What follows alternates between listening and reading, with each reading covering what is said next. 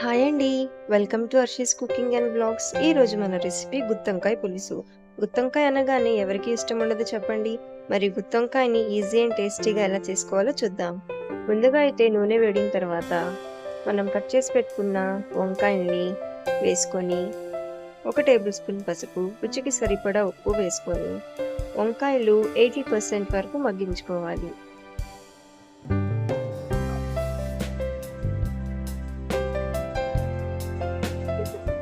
వంకాయలు ఇలా మగ్గిన తర్వాత వంకాయల్ని మరో ప్లేట్లో తీసుకోవాలి.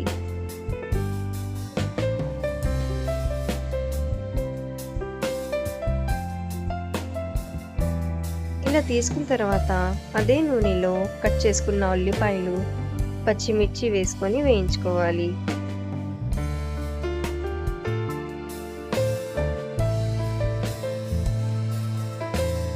ఇలా వేయించిన తర్వాత దీనిలో 1 టేబుల్ స్పూన్ అల్లం వెల్లుల్లి పేస్ట్ వేసుకొని వేయించుకోవాలి. అల్లం వెల్లుల్లి పేస్ట్ వేగిన తర్వాత దీనిలో టమాటో పేస్ట్ వేసుకొని బాగా వేయించుకోవాలి.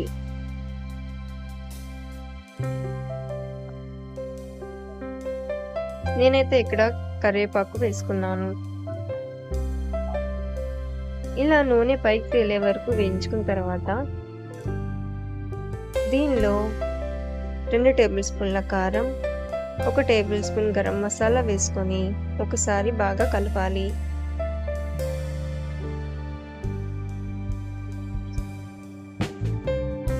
ఇలా కలిపిన తర్వాత దీనిలో చింతపండు రసాన్ని వేసుకోవాలి.